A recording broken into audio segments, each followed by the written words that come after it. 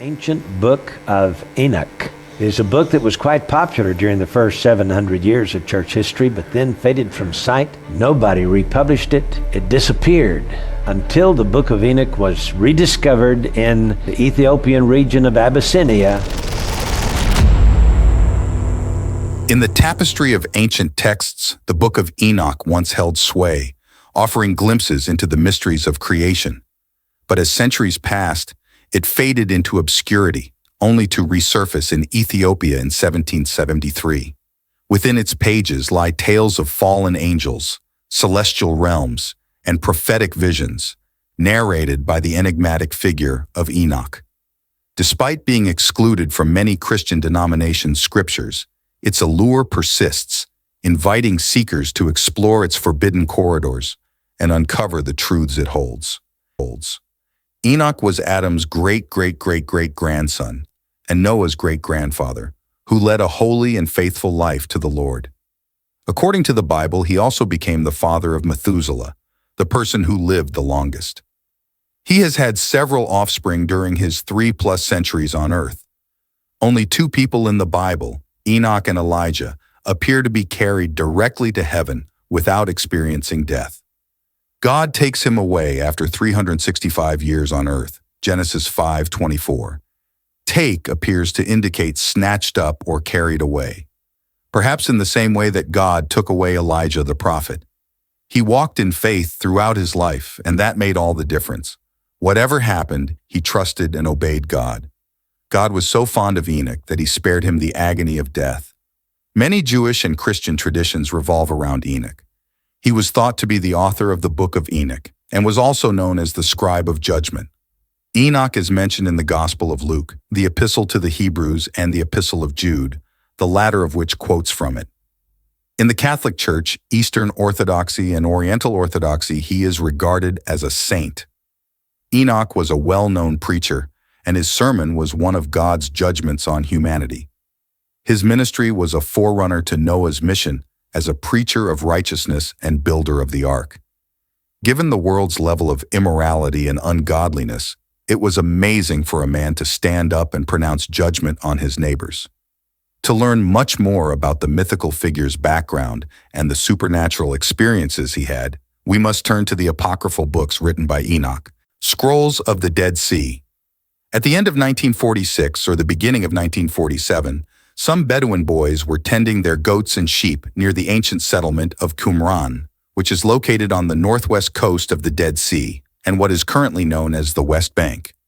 One of the young shepherds threw a rock into a cliff opening and was surprised to hear a shattering sound.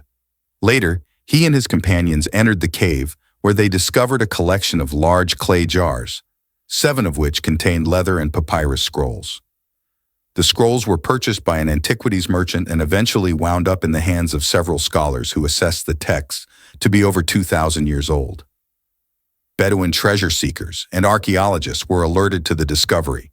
Tens of thousands of other scroll fragments were discovered in 10 adjoining caverns. They add up to between 800 and 900 texts.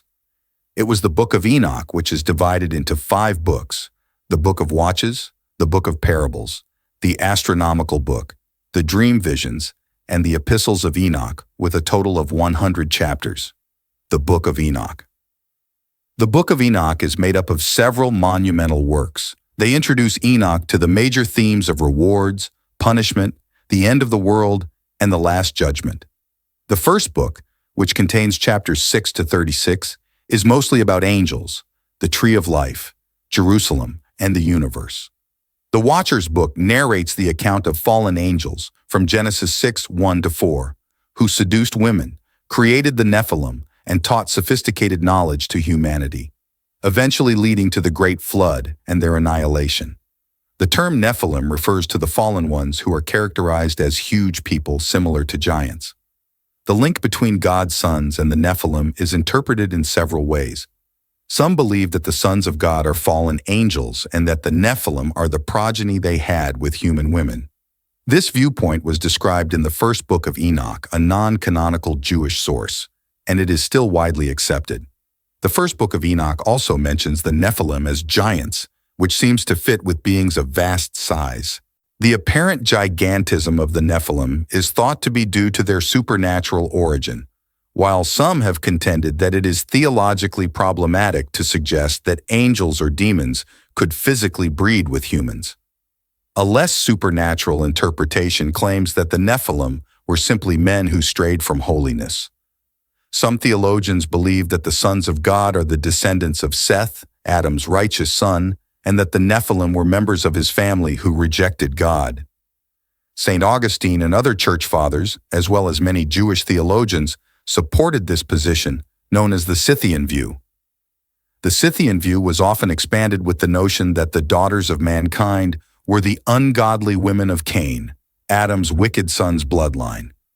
With the Nephilim as ordinary mortals, their enormous stature may be understood literally or symbolically, yet they were unquestionably great fighters.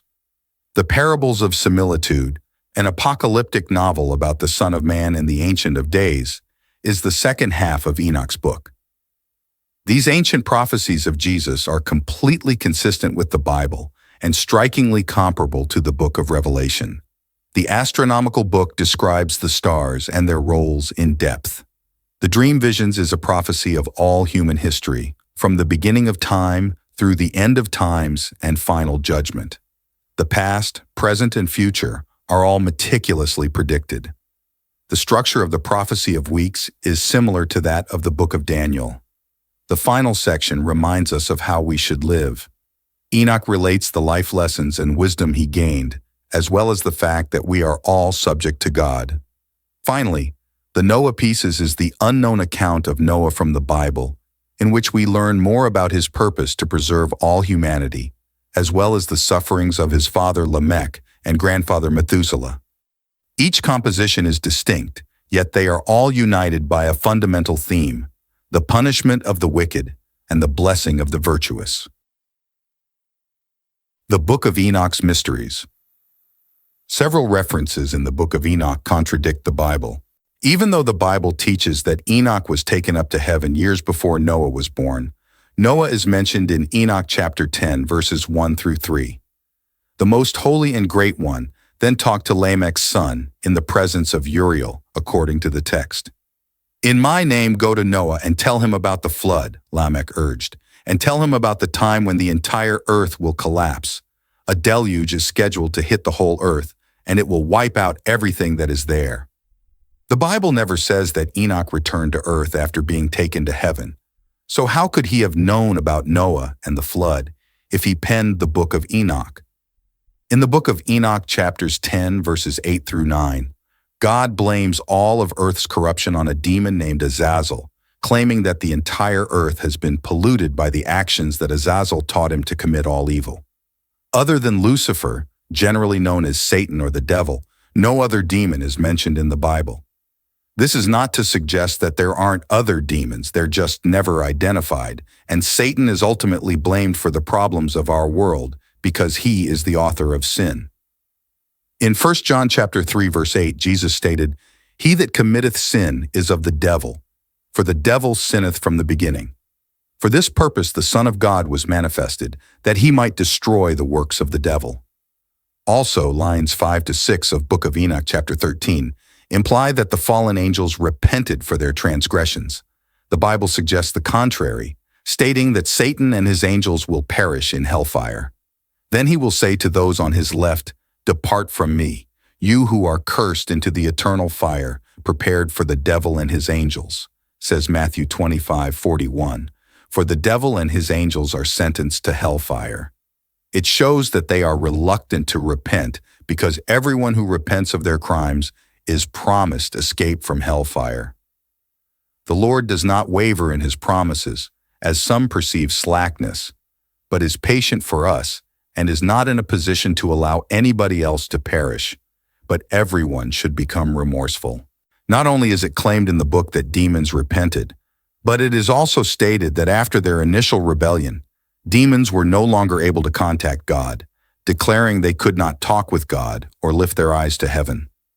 However, in Job chapter 1, Satan could speak directly to God in heaven about the job and his fidelity. The notion of heaven is also depicted differently in Enoch's book, which depicts God in heaven in an unbiblical way. The ground of the city of heaven is described as being composed of gold in Revelation chapter 21 and verse 21. The city's street was said to be pure gold since it was made of translucent glass. According to the book of Enoch chapter 14 verse 10, his structure was made of crystal. This is simply one of many inconsistencies between the book of Enoch's portrayal of heaven and the Bible. Many more may be found in book of Enoch, chapters 14 verses 9 through 25. Many of the book of Enoch's astronomical and meteorological discrepancies contradict both the Bible and contemporary scientific truths. For example, the book of Enoch indicates in chapter 33 verses 1 through 4 that Enoch mapped and numbered all the stars in the sky. However, Jeremiah chapter 33 verse 22 states that counting the stars is physically impossible due to their vast number. Astronomers believe that the Milky Way alone contains around 100 million stars in addition to millions upon millions of additional galaxies. Furthermore, in the book of Enoch chapter 41, the wind, snow, hail, and moon all emanate from a wooden container in heaven. This is absurd, illogical, and unbiblical. You may be beginning to see why the book of Enoch was not included in the Bible at this point. The book of Enoch has been described as both uplifting and touching. It is a pattern for all that has happened in the past, present, and future, from Genesis through the Son of Man, Jesus Christ, to the hidden day of judgment. The volume of Enoch contains practically the whole Bible in one book, but the essential question is why it is not included in the Bible. The book is intriguing to read, but it is crucial to remember that the first book of Enoch is not Scripture. That is, God did not inspire the book. In numerous early church manuscripts, the text was mentioned in the apocryphal book of Baruch. It repeatedly contradicts the Bible. The book of Enoch belongs to a group of literature known as pseudepigrapha. This implies that the author is not who he claims to be, which makes sense given that the book of Enoch mentions Noah, and the Bible says that Enoch was taken to heaven before Noah. As a result, it is much more plausible that the book of Enoch was written afterwards by someone else who fraudulently claimed to be Enoch's original author. As a result, the book of Enoch is of little use to Christians seeking to acquire the gospel teachings. But Jude may have cited from it, since it was well known at the time, and the part he quoted from included some inspiring truth that helped strengthen his case for the gospel.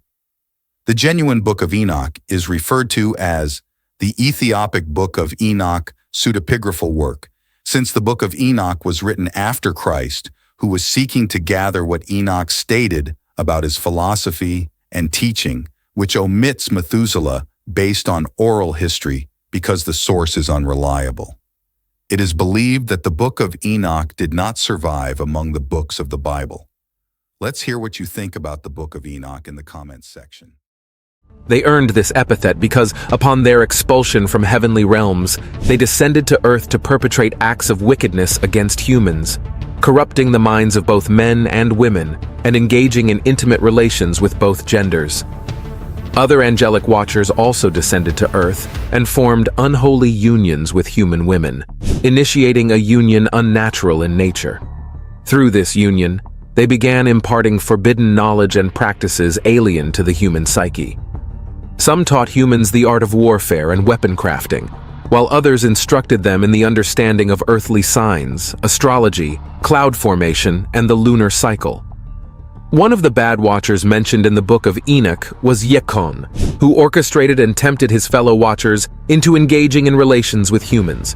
His accomplices included Asbael, Gadriel, Penemu, and Castaye. All of these individuals were identified as distinct Satans and watchers of iniquity. The secrets concealed within the book of Enoch beckon to be unraveled, inviting us to explore the unknown and challenge the conventional understanding of divinity. While some may dismiss these esoteric revelations as mere mythology, they hold the potential to reshape our perception of the divine and our place within the cosmos. The book of Enoch serves as a gateway to untold wisdom, inviting us to delve into the depths of these hidden truths and embark on a journey of enlightenment. By approaching this text with an open mind and a willingness to question our preconceived notions, we may uncover profound insights that expand our understanding of the mystical and the sacred, the secret of creation. Enoch is said to have encountered the story of creation firsthand. Before the act of creation, the groundwork for all that exists was established. Then, from the depths of nothingness and profound darkness, everything was brought into being. The Creator fashioned a majestic throne for himself and formed the heavens and the earth. A solid structure, derived from a large stone, was fashioned above the waters. From fire, reptiles, birds, fish, animals, and vegetation, the intangible legions were formed by the Lord, culminating in the creation of humankind. These accounts are found in chapters 28 to 29, where God imparts the secrets of creation to Enoch. The Lord also conveys additional knowledge to Enoch as seen in chapters 24-26. In chapter 41 verses 1 to 3, Enoch shares his personal experience of creation. According to the Book of Enoch, the secret of creation lies in the concept of the heavenly tablets or books. These celestial records contain the divine plan and knowledge of all things. They serve as the blueprint for the material world, detailing the order and purpose of creation. The heavenly tablets are said to be governed by God, who uses them to maintain and sustain the universe. Enoch's visions reveal that the material world is a reflection or imitation of the heavenly realm. The book proposes that the earthly realm is intricately connected to the celestial realms, and their interplay influences the course of human history. The book describes various levels of heavens, each with its own function and purpose within the grand design of creation. These realms are inhabited by angelic beings who act as mediators between God and humanity. The Book of Enoch emphasizes the importance of divine command and angelic activity in the process of creation. God's word is portrayed as the creative force behind the formation of the universe. The angels, as messengers and enforcers of God's will, play a crucial role in executing his commands and maintaining the balance and order of creation. Additionally, the book touches upon the nature of time and cosmic cycles. It introduces the concept of the weeks of years, dividing time into 7,000-year periods. These periods correspond to the stages of creation and the unfolding of divine plans. The book suggests that humanity is currently living in the final week before the ultimate judgment and renewal of all things. The Epistles of Enoch. The concluding portion of the Book of Enoch, known as the Epistle of Enoch, consists of chapters 91-108. Unlike the epistles found in the New Testament of the Holy Bible, which are letters by Paul the Apostle, the epistles in the Book of Enoch are not regarded as letters, but rather as Enoch's final words to his son, Methuselah. The main part of the Epistle of Enoch describes Enoch's vision of being taken up by God. He offers counsel to his children and family, urging them to live with uprightness, righteousness, and faith. Enoch speaks about the impending great flood which later occurs in the days of Noah. He discusses the judgment of the wicked in the flood and emphasizes the final judgment, including the resurrection of the dead, as seen in chapters 91, 13, 14. The Epistle of Enoch contains 6 listed oracles against the sinners and highlights the witness of the entire creation against them. It also assures the fate that awaits individuals after death.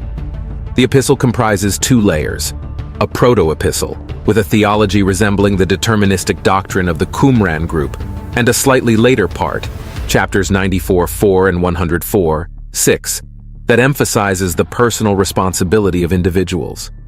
The text often depicts the sinners as the wealthy and the just as the oppressed, a theme also found in the Book of Parables. The birth of Noah is a part of the epistle that appears in Qumran fragments, separated from the preceding text by a blank line, suggesting it may be an appendix. This section narrates the story of the deluge and the birth of Noah, who is portrayed as already having the appearance of an angel. The concluding appendix of the Book of Enoch, which highlights the generation of light in opposition to the sinners destined for darkness, was not found in the Qumran scrolls and is believed to be the work of the final editor of the book. It serves to emphasize the contrast between those who follow the path of righteousness and those who engage in wickedness. The coming Messiah. The Book of Enoch contains several passages that are often interpreted as prophecies about the coming Messiah. These passages provide a unique perspective on the nature and role of the Messiah, offering insights that complement and expand upon the prophecies found in other biblical texts. One of the key passages in the Book of Enoch that is commonly associated with the Messiah is found in the section known as the Book of Parables, 1 Enoch 37:71. In this section, Enoch receives visions and revelations about the future and the coming judgment. The Messiah is depicted as the Son of Man, a celestial figure who will bring justice and establish an everlasting kingdom. In one particular passage, 1 Enoch 48:1-7, the Messiah is described as a figure chosen and concealed by God before the creation of the world. This Messiah, referred to as the elect one, will be revealed in the future and will be a source of hope and salvation for the righteous. The passage highlights the Messiah's authority, righteousness, and role as the judge of all creation. Another notable passage, 1 Enoch 62:1-16, portrays the Messiah as the righteous one, who will sit upon the throne of glory and execute judgment on behalf of God. This passage emphasizes the Messiah's role as a righteous ruler and emphasizes the importance of righteousness and justice in the divine plan. Furthermore, the Book of Enoch also refers to the Messiah's redemptive work. In a section called The Similitudes, 1 Enoch 37:71, the Messiah is depicted as the suffering servant. This depiction aligns with the concept of the suffering Messiah found in other Jewish and Christian writings, where the Messiah's sacrifice brings about redemption and forgiveness of sins. It is important to note that interpretations of these passages and their connection to the Messiah may vary among scholars and religious traditions. Some consider the Book of Enoch to be a significant source for understanding the messianic expectations of the period, while others view it as a later Jewish text influenced by early Christian beliefs. Nevertheless, the prophecies about the coming Messiah in the Book of Enoch contribute to the broader tapestry of messianic expectations in ancient Jewish literature. They offer a unique perspective on the nature, role, and redemptive work of the Messiah, expanding our understanding of the diverse hopes and beliefs surrounding the coming of a divine figure in ancient times. Why was the book hidden? Numerous early church fathers, including Clement of Alexandria, Tertullian, Irenaeus, and Athenagoras, wrote in the 2nd century AD and argued that the Book of Enoch was excluded from official canons like the Tanakh, the Septuagint, and the Deuterocanon because it contained unverifiable prophecies about Jesus. The Jewish community rejected the Book of Enoch primarily due to its inconsistent teachings with the Torah, which comprises the first 5 books of the Hebrew Bible: Genesis, Exodus, Leviticus, Numbers, and Deuteronomy. The Torah, in essence, encompasses the laws and teachings of Judaism. The Book of Enoch's significance extends beyond its content. Its historical context and discovery among the Dead Sea Scrolls have shed light on ancient Jewish and early Christian traditions. The book's influence on subsequent religious and philosophical thought is evident in references and allusions found in later texts. It serves as a bridge between different religious and cultural traditions, providing a deeper understanding of the diverse tapestry of human spirituality. The nuanced significance of the Book of Enoch lies in its ability to challenge and expand our understanding of the divine, the cosmos, and human spirituality. Its exploration of celestial beings, mystical experiences, and the complexities of good and evil invites individuals to think critically and engage with profound questions about the nature of existence. The exclusion of the Book of Enoch from the biblical canon has been a topic of debate for centuries. Some argue that its omission was due to its unconventional and thought-provoking content, which may have clashed with prevailing religious doctrines. However, in an era that values open inquiry and the diversity of ideas, it is important to question the motives behind suppressing a text that presents an alternative perspective. The openness of mind allows for a richer exploration of spiritual concepts and fosters a more inclusive and tolerant society. The concerns about censorship and manipulation surrounding the Book of Enoch highlight the need for transparency and equal access to knowledge. Every individual should have the right to explore different religious and philosophical texts, including the Book of Enoch, without hindrance. This openness encourages intellectual growth, expands cultural understanding, and promotes a more harmonious coexistence among diverse communities. In an increasingly interconnected world, it is crucial to ensure that ancient texts like the Book of Enoch are accessible to all. Thanks for watching. While you're still here, click on the other videos you see on your screen right now.